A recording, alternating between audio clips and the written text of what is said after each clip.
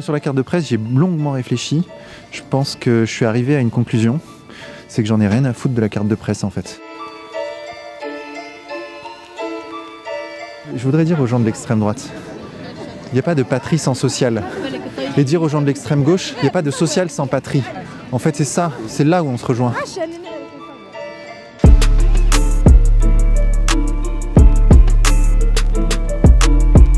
Peux-tu nous présenter ton parcours, nous dire d'où tu viens ? Donc moi, je m'appelle Vincent Lapierre. C'est mon vrai nom. Et je suis un Français, donc j'ai 34 ans. Je suis né à Grenoble, d'un père français et d'une mère colombo-vénézuélienne, dans ce qu'on pourrait appeler la classe sociale moyenne inférieure. Du moins la classe sociale qui, si elle a pu vivre assez correctement dans les années 90, a vu son pouvoir d'achat et son niveau de vie baisser au cours des années 2000 pour basculer progressivement dans les classes populaires. Donc c'est un peu l'histoire des Gilets jaunes, qui est en fait cette lame de fond d'une perte progressive de bien-être social, tout simplement, par l'inflation et par l'augmentation des taxes. Donc moi je viens de cette classe sociale-là. Ma mère était femme de ménage, mon père imprimeur. Et j'ai dû payer mes études en travaillant dans la restauration rapide. J'en ai pas honte, hein. J'ai eu un intérêt très tôt pour l'économie, pour la politique. Et donc je me suis lancé dans des études d'économie. Et puis la situation en Amérique du Sud m'a forcément, par mes origines et par mon intérêt pour la politique, beaucoup intéressé. Donc j'ai fait une thèse de doctorat sur le Venezuela. J'ai eu la chance de pouvoir faire une thèse sur un sujet qui me passionnait, la révolution de Chavez et son impact sur les populations les plus pauvres dans les bidonvilles du Venezuela. Donc je suis allé à la rencontre des Vénézuéliens, c'était en 2009-2010, et des Colombiens aussi, puisque c'était une thèse comparée. Pour comprendre la situation au Venezuela, il faut comprendre ce qui se passe autour aussi. Donc je suis allé dans les bidonvilles et effectivement j'ai fait une thèse de terrain à l'ancienne, comme un ethnologue en immersion. C'est là que j'ai appris à parler aux gens, à rencontrer les gens, à entrer en contact avec eux et à les interviewer en fait, dans des milieux très très hostiles. Parce que j'ai donc fait ma thèse de doctorat dans un quartier très pauvre du Venezuela, l'un des plus pauvres de Caracas, qui est l'un des quartiers les plus dangereux au monde. Et donc c'est là que j'ai appris en fait à interviewer les gens. Je suis allé à la rencontre de, je crois, 700 Vénézuéliens, 500 Colombiens. Enfin, c'était vraiment assez dur. C'était très dangereux, j'ai perdu beaucoup de poids. Grosse tension nerveuse. Penses-tu pouvoir un jour obtenir une carte de presse et penses-tu que cela puisse changer quelque chose dans ton travail de terrain ? Sur la carte de presse, j'ai longuement réfléchi. Je pense que je suis arrivé à une conclusion. C'est que j'en ai rien à foutre de la carte de presse en fait. C'est que justement, le modèle que je vais mettre en place, c'est un modèle de journaliste citoyen sans carte de presse. Pas du tout encarté et sans formation en journalisme, ça aussi c'est bien, sans être passé par le moule du journalisme et sans carte de presse. De toute façon, quand je suis face à des flics qui me disent « votre carte de presse s'il vous plaît », même si je lui montrais un truc de carte de presse, il me dirait « votre accréditation ». C'est ça qu'il faut bien comprendre. La carte de presse, tout le monde s'en fout en fait. Même maintenant, dans les manifestations des Gilets jaunes, ta carte de presse, elle te protège de rien du tout, bien au contraire. Oui, d'ailleurs, un petit mot concernant les journalistes qui se font un peu tabasser. Non, en fait, je comprends pourquoi ils se font agresser. J'ai intellectualisé la chose. Je me dis, ok, bon, c'est des journalopes, ils font le sale boulot depuis des décennies. Et les gens sont très énervés à cause de ça. Je le comprends parfaitement. Même si je nuancerais en disant que le mec qui tient un micro et le caméraman, eux, en fait, c'est des gens c'est des pigistes précaires qui sont en fait des gilets jaunes sans le savoir. Donc c'est là où je nuancerais. Mais par contre, effectivement, non, je peux pas cautionner ça parce que je l'ai moi-même vécu. J'ai moi-même vécu d'être dans une foule dans une foule hostile qui se met à te frapper, à t'injurier. Tu sais pas jusqu'où ça peut aller très très loin. Tu peux te retrouver à l'hôpital très facilement avec un œil en moins, ou infirme à vie parce qu'en fait tu t'es fait rouer de coups par des gens. Donc non, je peux pas, c'est pas acceptable. Si tu étais au pouvoir, quelles seraient tes 5 mesures essentielles ? Bon alors moi j'ai pas envie de raconter des salades aux gens, j'ai pas de vérité révélée. Je suis pas le mec qui sait tout, qui connaît tout et qui va vous dire ce qu'il faut faire. J'ai pu observer un processus d'émancipation qui est le processus mené par Chavez. J'ai pu en analyser les grandes lignes et comprendre certains mécanismes qui surviendront si nous le faisions nous en France à la française. Ce qu'il faudrait faire absolument c'est, je pense, sortir de l'Union Européenne. C'est vraiment le point névralgique, le cœur nucléaire du problème.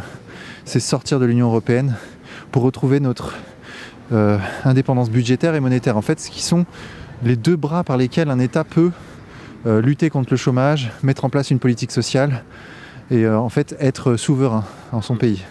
Donc, sortie de l'Union Européenne, battre monnaie bien sûr, retrouver une monnaie nationale, retrouver notre politique budgétaire, politique monétaire et notre souveraineté aux frontières, c'est une évidence. En fait, ce sont des choses de bon sens qui existent dans les autres pays du monde. Quand tu vas en Australie, tu dois avoir un certain montant sur ton compte en banque, tu dois montrer patte blanche, tu rentres pas comme dans un moulin dans un pays. Ça devrait être la même chose pour la France, tout simplement. C'est pas du racisme en fait, hein. C'est le bon sens. D'ailleurs, je recommande à ceux qui pensent que ceux qui prônent le retour des frontières, le contrôle de ceux qui rentrent dans un pays, je leur suggère cet excellent livre de Régis Debray, L'éloge de la frontière. Régis Debray qu'on aura du mal à classer à l'extrême droite. Le mec était quand même dans la jungle avec le Che, tu vois, donc comme extrême droite il y a mieux. Le Che qui lui-même d'ailleurs était en fait un patriote, mais c'est ça l'idée. Internationaliste, ça veut pas dire qu'on supprime les frontières. Inter-nation, donc On respecte les nations. Donc on respecte les nations, on respecte leur souveraineté. On peut adhérer bien sûr, on peut devenir patriote d'un pays qui n'est pas le sien de naissance. Ça c'est une chose, c'est ce qu'a fait le Che d'ailleurs avec Cuba. Mais ça ne veut pas dire disparition des nations. Et d'ailleurs Chavez l'avait très bien compris puisque lui-même il inscrivait son combat dans un cadre patriotique, c'est une évidence. Je veux dire, si Chavez n'était pas un patriote, personne ne l'est. Donc en fait, ce qu'il faut bien comprendre, c'est qu'il y a une corrélation, il y a même une égalité entre la patrie et le social. Moi, je voudrais dire aux gens de l'extrême droite, il n'y a pas de patrie sans social. Et dire aux gens de l'extrême gauche, il n'y a pas de social sans patrie. En fait, c'est ça, c'est là où on se rejoint. C'est le point de fracture, vraiment, entre ceux qui combattent le système, c'est-à-dire ceux qui se battent, en fait, pour ça, pour la patrie et le social, pour la défense du peuple, en réalité, et les autres, l'oligarchie, ceux qui se battent contre la patrie, contre les nations, et qui détruisent tout le tissu social. Alors, c'est comme ça que je résumerai la situation. Quelle est ta perception de ta propre objectivité dans tes reportages ? Objectif ou militant ? Alors la question de l'objectivité, c'est une question très intéressante et très importante. En réalité, il faut bien comprendre une chose, c'est que l'objectivité n'existe pas. Personne n'est objectif. Nous sommes tous subjectifs, c'est-à-dire qu'on a tous un point de vue d'où nous parlons. Le problème, c'est que cette subjectivité n'est pas assumée par les médias.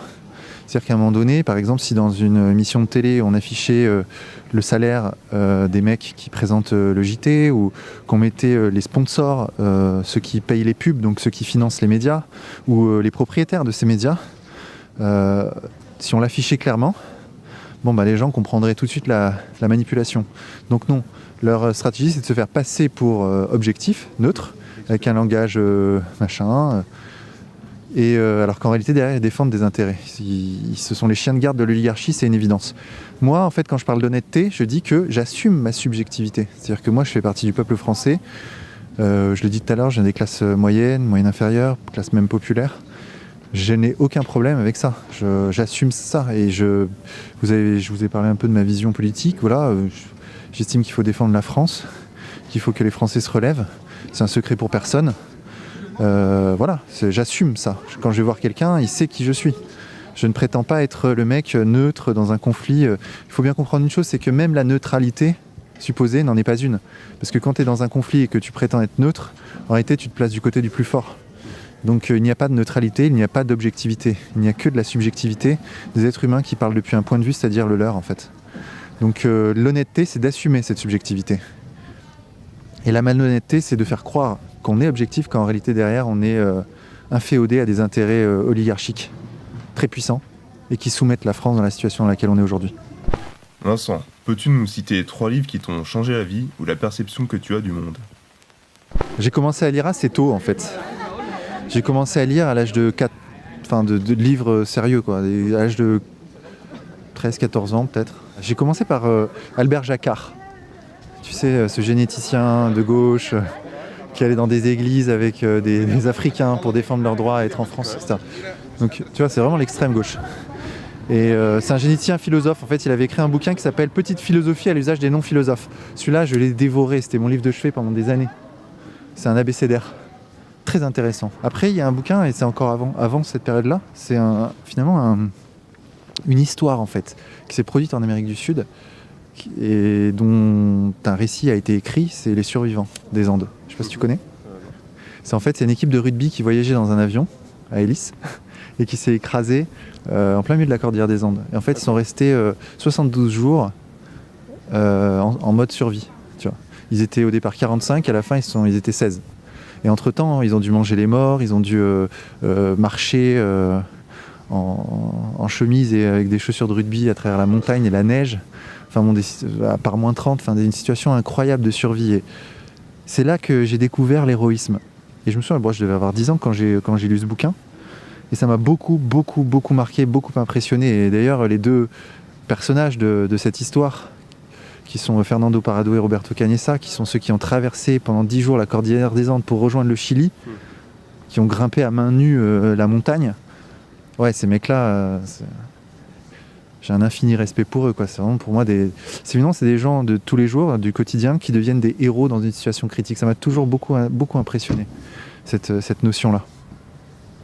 Et je dirais aussi un bouquin vraiment majeur pour moi de la littérature française. Moi, c'est un auteur que j'aime beaucoup, c'est Romain Rolland, qui est un pacifiste du début du XXe siècle, qui est pour moi, j'ai envie de dire, l'égal de Proust et de Céline, dans cette même période.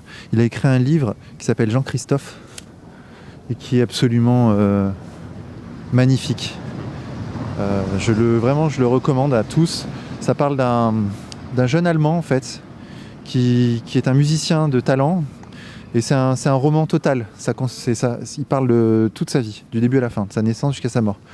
Et donc ses réflexions au cours de sa vie et sa façon de voir la France. Parce qu'en fait, justement, l'idée de Romain Rolland, c'est de faire venir un Allemand en France et avec sa vision d'Allemand, d'analyser le peuple français. Et c'est extrêmement intéressant. Et le plus bel hommage à la relation franco-allemande, à l'amitié entre la France et l'Allemagne, dans une période justement de trouble. J'aime aussi beaucoup la poésie, hein. C'est quelque chose qui a été déjà relevé par d'autres. Mais effectivement, par exemple, Lamartine. J'aime beaucoup cette période romantique de la littérature française. J'ai appris moi-même des poèmes pendant longtemps pour m'entraîner justement à déclamer des poèmes. C'est vraiment quelque chose que je conseille aux gens parce que ça entraîne à la fois la mémoire, ça entraîne à la fois l'exercice du verbe, mais le plus beau qui soit.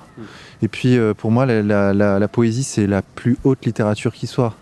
Ce sont des gens qui ont atteint un niveau dans l'expression de la langue et des sentiments qui est surhumain, quoi. Surhumain. Aragon, c'est de la poésie surhumaine. Pourquoi ne pas aller poser des questions aux antifas et aux anarchistes ? Pourquoi je ne vais pas poser des questions aux antifas, aux anarchistes ? Oui, c'est ça la question. Mais parce que déjà, il faudrait qu'ils acceptent de me parler. Moi, je vais parfois à leur rencontre pour discuter avec eux. Mais le truc, c'est qu'en fait, il est impossible de parler avec un antifa. On a tous fait l'expérience, on a tous autour de soi des mecs un peu de gauche radicale ou d'extrême gauche. Putain, c'est compliqué, quoi. C'est que le mec, à un moment donné, il pense que tu vas le déporter quand tu lui parles. Ils sont dans un réflexe pavlovien, en fait. Ils se disent, ce mec, il sort le drapeau de tricolore, donc c'est un facho, donc je ne parle pas avec lui. Donc c'est la lie de l'humanité, il est en dessous de tout. D'ailleurs, c'est très contradictoire, parce qu'ils le font au nom du bien, mais ce qu'ils font, c'est d'exclure. Donc ils font le mal au nom du bien. C'est très étonnant. Ils sont dans une contradiction totale. Mais ça, moi, je ne demande que ça, d'aller parler aux antifas, d'aller parler à la gauche, très radical. Moi, il n'y a aucun souci. Je le fais même parfois, et j'ai des amis même qui sont d'extrême gauche. Mais pour ceux qui sont dans les manifs, les Black Blocs, c'est impossible. Eux, les Black Blocs, leur truc, c'est de ne pas discuter, en fait. C'est de taper directement l'ennemi politique, mais le frapper fort. Je l'ai vécu à la manifestation anti-Trump. Les mecs, ils n'ont pas cherché à discuter avec moi, en fait. T'as une gonzesse qui est venue me voir, j'étais avec toi d'ailleurs, on avait un seul garde du corps, on y allait quand même, alors que c'était un peu risqué. Et la meuf, elle vient et elle me dit vas-y, s'il vous plaît, partez. Donc elle nous a séparés, tu l'as vu. Et en réalité, ils nous avaient déjà encerclés parce que les Black Blocs sont très organisés, il faut que les gens le sachent. C'est pas des mecs qui improvisent. Ils avaient même des oreillettes, ils se communiquaient entre eux. Et en fait, ils nous ont séparés les uns des autres à 3 mètres de distance. Et c'est que à ce moment-là qu'ils se sont mis à nous taper en fait. Ils nous ont d'abord séparés. Une fois qu'on était séparés, ils nous ont frappés. Bonjour madame, comment allez-vous? Bonjour monsieur. Ça va? Très bien, merci. La France va bien? Je pense. Je l'espère. Ah ouais, mais il y a les gilets jaunes quand même. Hein. Il en faut. Il en faut, ouais. Merci madame. Nationalisation ou entreprise privée? Moi, je raisonne pas en termes de catégories, de grandes catégories. Ce qu'il faut, c'est voir en fait que la réalité est contrastée. C'est-à-dire qu'à certains moments, à certains endroits, pour certaines personnes, dans certains endroits géographiques, il faut une solution. En l'occurrence, par exemple, la nationalisation pour les grandes industries stratégiques, pour finalement tout ce qui concerne les biens publics. Ça, c'est une réalité. Par contre, il faut de la propriété privée pour les petites entreprises. Il faut même inciter à la propriété privée pour l'initiative privée, en fait. Il faut que le boulanger soit propriétaire de son four à pain. Ça me paraît évident. Pour qu'il soit incité à se lever à 3h du matin, faire du pain et vendre son pain. Moi, je ne suis pas du tout un dogmatique, un mec qui va dire non, il faut imposer une solution. J'ai un marteau, un clou, je fais une chose. Je pense que c'est pas ça la réflexion politique et économique. Il faut tenir compte des réalités. Et la réalité, en fait, c'est des creux, des vallées, des montagnes. C'est contrasté. Pensez-vous faire des reportages à l'étranger? Alors, des reportages à l'étranger, écoute, là, pour l'instant, il faut bien comprendre qu'on est en pleine croissance, c'est-à-dire que le Média pour tous a réussi à avoir de l'audience, réussi à avoir des gens qui participent financièrement pour que nous puissions bâtir ce média. Alors effectivement, le but, c'est d'avoir en fait prioritairement des reporters dans chaque région de France. Avant les reportages à l'étranger qu'on souhaiterait faire, qu'on pourra faire. Mais le premier truc à réaliser, c'est déjà de parsemer la France de reporters citoyens. Ça, c'est l'objectif numéro 1. Donc déjà, renforcer la cellule à Paris, puisque à Paris, en fait, il y a moi et l'équipe de 5-6 personnes qui sont autour de moi. Il faut d'abord renforcer cette cellule, ensuite créer des pôles en fait, dans différentes régions de France pour pouvoir intervenir sur des événements qui se passeraient au nord, au sud de la France, à l'est, à l'ouest, pour couvrir ces événements, c'est-à-dire faire concurrence, être côte à côte avec les médias de masse, TF1, BFM TV, CNews, et produire une information de terrain qui soit honnête. Voilà, c'est ça l'objectif numéro 1. Et là, on est franchement sur une bonne pente, c'est-à-dire que le Média pour tous, grâce à tous nos contributeurs que je remercie vraiment du fond du cœur, on arrive déjà nous-mêmes à nous payer correctement, ce qui est au départ quelque chose d'extraordinaire. Moi, je fais ça parce que j'aime le faire. Je fais pas ça par stratégie, je fais pas ça pour me montrer, je fais pas ça pour faire le guignol. Je fais ça parce que j'aime le faire, et j'aime le faire parce que j'ai l'impression que c'est vraiment utile. Qu'on a un boulevard devant nous, on a même plus qu'un boulevard, on a une responsabilité, c'est-à-dire de monter un média qui ne déforme pas la réalité. Quand je vais chez les Gilets jaunes, j'essaie de montrer ce que je vois et ce qui se passe réellement et de donner la parole à ceux qui ne l'ont pas. Voilà l'objectif numéro 1 du Média pour tous. Ensuite, pour les reportages à l'étranger, on verra. Moi, ça me dirait effectivement beaucoup d'aller au Venezuela, constater la situation, voir ce qui se passe, etc.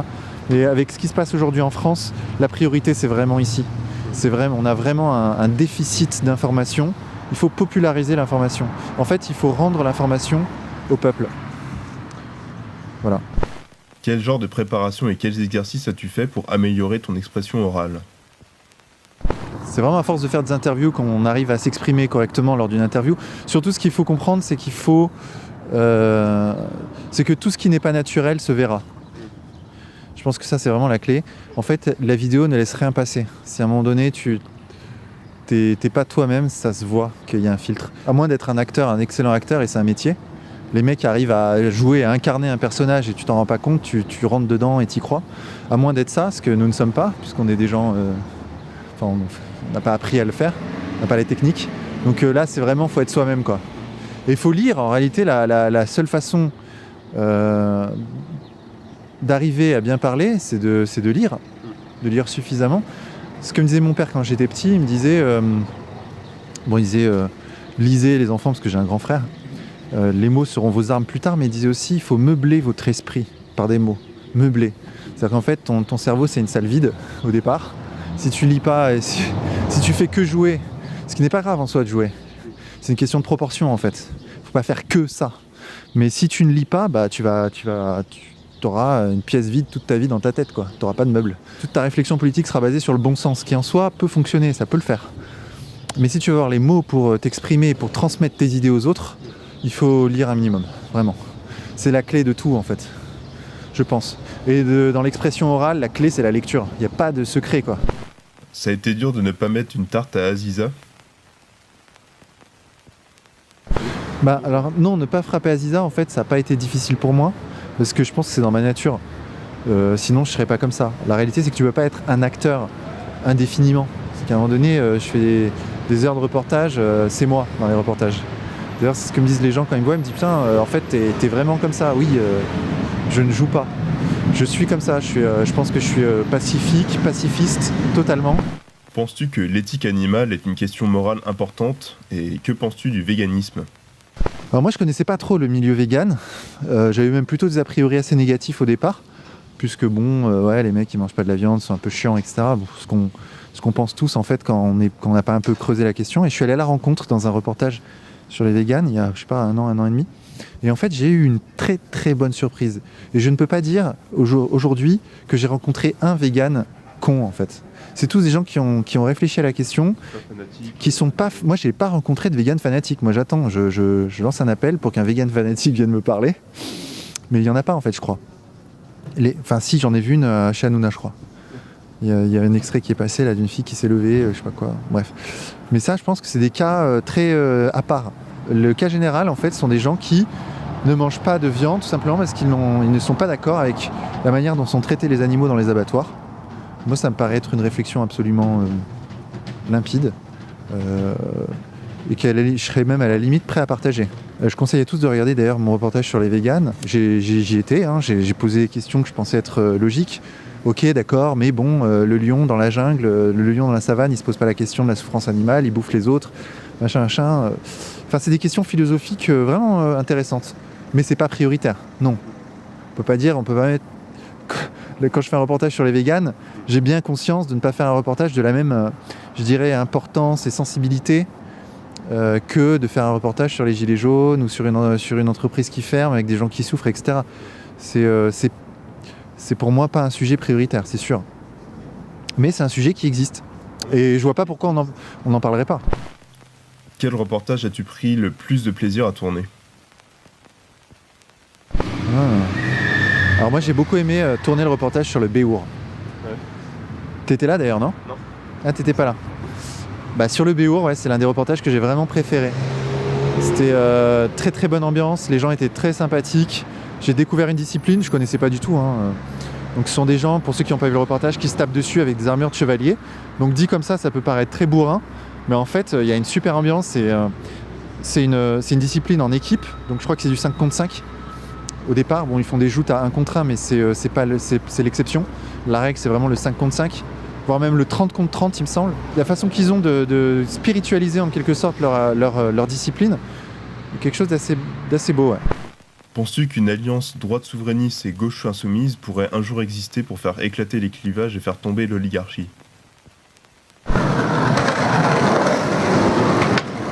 Skater. Il fait du bruit les skateurs. C'est possible. Alors, c'est ce qu'on observe actuellement parmi les gilets jaunes.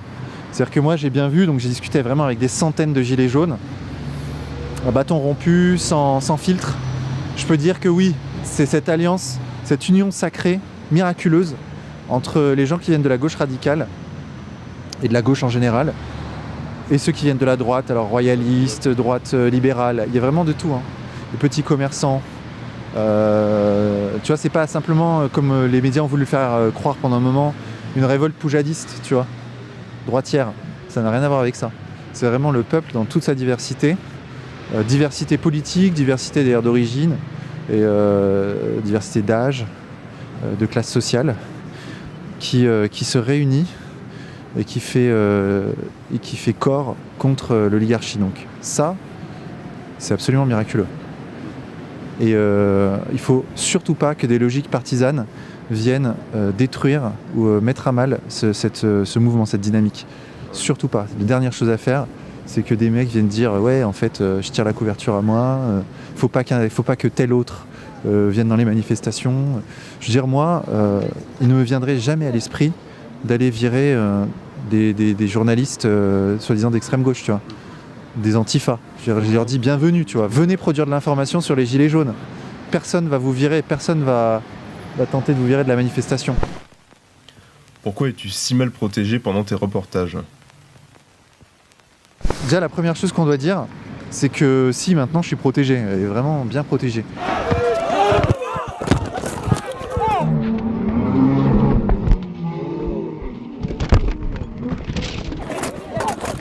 Maintenant, quand je vais aux Gilets jaunes, j'ai autour de moi, enfin ça dépend des actes, mais en général, j'ai à peu près 5-6 gardes du corps, et à la fin, j'en ai 15, parce que les gens me rejoignent au fur et à mesure.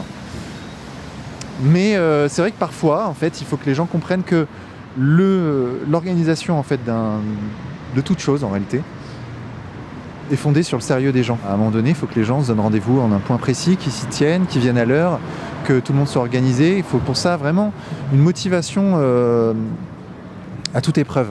On a tous essayé d'organiser une soirée chez soi ou un truc, un machin, un projet à 5. Je sais, dès que t'es plus de 3, ça devient très compliqué de faire bouger les gens. Ben moi, en fait, c'est ça que je rencontre. Les gens se disent, ouais, pourquoi là, t'y es allé sans garde du corps ? Mais tout simplement parce que quand je suis allé à la manifestation anti-Trump, ben on est arrivé à l'heure de la manifestation, à 14h, ou je sais plus à quelle heure, et en fait, il n'y avait qu'un seul mec sur les 4 qui étaient prévus. Il y en a un qui est tombé en moto, c'est la vérité ce que je dis. Il y en a un autre qui arrivait en retard, il y a l'autre qui en fait avait oublié, qui était encore dans son plumard, qui dormait. Enfin, je veux dire, c'est ça la réalité, et que les gens sous-estiment. Et en fait, à la fin, il n'y en avait qu'un. Et voilà, on s'est fait agresser ce jour-là, et on s'est fait frapper, et c'était pas volontaire de ma part. Moi, je voulais être protégé, je voulais faire mon truc tranquille, mais c'était pas possible. Et ça va encore survenir demain pour l'acte 11, puisque à l'heure actuelle, on n'est pas arrivé sur le pool de, je sais pas, on doit avoir 8-9 personnes qui sont prêtes à faire notre sécu. Et ben sur ce pool-là, il n'y en a qu'une qui a répondu. Donc pour l'instant, on a un garde du corps pour l'acte 9, pour l'acte 11. Donc voilà, donc là, à la fin de cette vidéo, on va essayer d'organiser le truc pour demain et de trouver des gens, mais c'est pas simple en fait. Crois-tu en la théorie de l'effondrement économique qui conduirait à la guerre civile en France ? J'ai un doute quand même. Hein. J'ai un doute. Ça peut durer très très très longtemps, en mode inertie du système, tu vois. En tout cas, c'est ce qu'on croyait jusqu'à récemment, jusqu'avant les Gilets jaunes. Que ça pouvait durer éternellement, les gens allaient être soumis à l'infini. Et en fait, on voit que non, qu'il y a un réveil. Donc ça a surpris vraiment tout le monde. Hein. Moi, j'ai pas encore une fois de boule de cristal. Moi, tu sais, les mecs qui disent ouais, ça va se finir comme ci, comme ça. En fait, c'est marrant parce que les mecs, en général, ils te disent toutes les options. Ils disent oui, alors il y aura la guerre civile, oui, il y aura la réconciliation, oui, il y aura la révolte des nations, oui, il y aura l'oligarchie mondialiste. Puis à la fin, forcément, il y a une des options qui arrive. Et ils disent, vous voyez, je l'avais prédit. Ouais, merci.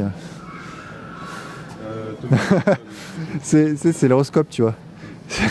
C'est un peu l'horoscope. C'est le truc qui te dit un peu tout. Et puis forcément, tu te dis, ah ouais, c'est vrai, il me décrit bien l'horoscope. Ouais, mec, il t'a dit tout et son contraire.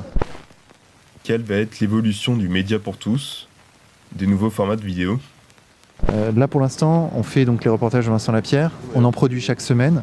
Et on développe aussi d'autres concepts d'émissions. 12 France, dont on a sorti un épisode qui est Vézelay.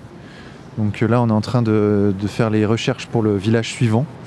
On voudrait un village en montagne, en haute montagne, un peu enneigé, etc. Donc là, on est en train de travailler là-dessus. On a aussi l'émission Propagande. Alors ça, c'est quelque chose que je voulais mentionner parce que c'est une émission donc réalisée par un monteur, un ami à moi, qui est un travail donc vraiment d'orfèvrerie, de compilation de tous les moments collector de la télévision du mois. En l'occurrence là, on a fait le mois de novembre et on a sorti le mois de décembre il y a quelques semaines. Et c'est vraiment un travail de synthèse qui est très intéressant et très pertinent.